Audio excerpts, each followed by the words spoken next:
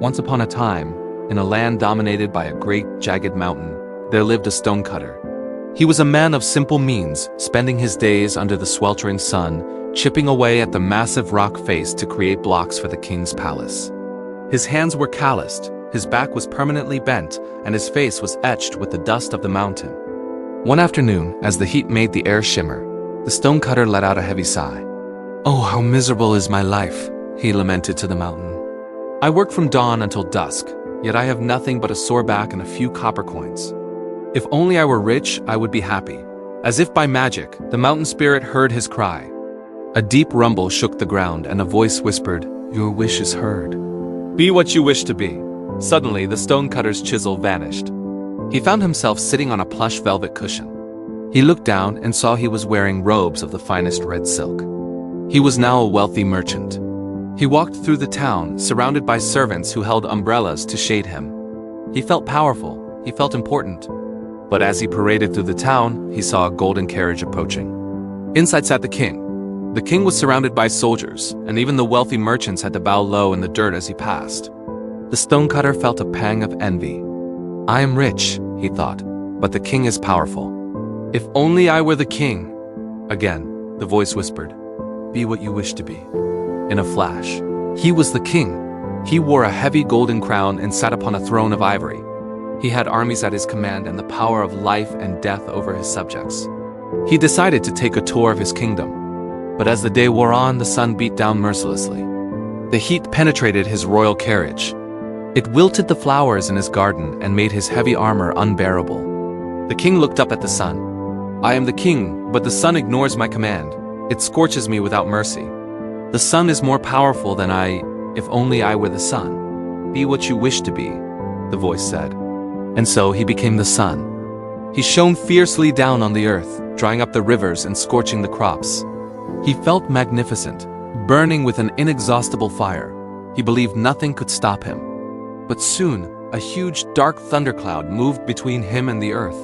His beams could not pierce it. The cloud cast a shadow over the land, ignoring the sun's heat. "This cloud," the sun thought, "is stronger than I am. If only I were the cloud." "Be what you wish to be." He became the cloud.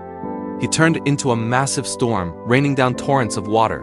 He flooded the valleys and washed away the villages. He felt the power of destruction. But as he raged, he felt a force pushing him. It was the wind. The wind blew the cloud apart, scattering his vapors across the sky. "The wind pushes me where it pleases," the cloud realized. "The wind is the strongest. If only I were the wind." "Be what you wish to be." He became the wind.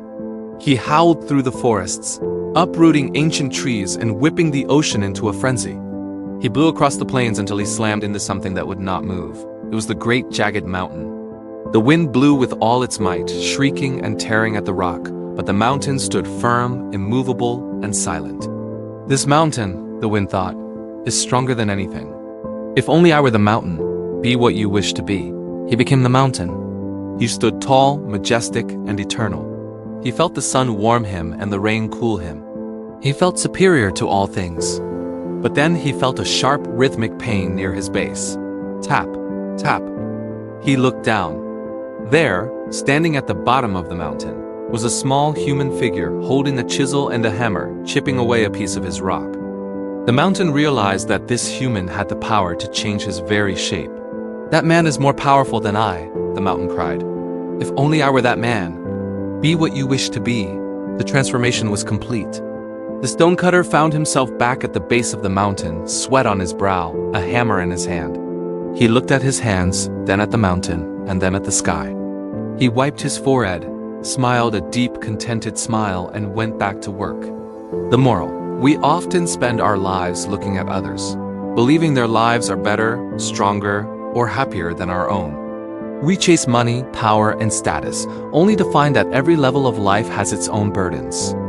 True power lies not in being someone else, but in mastering your own self and finding contentment in who you are. You are already enough.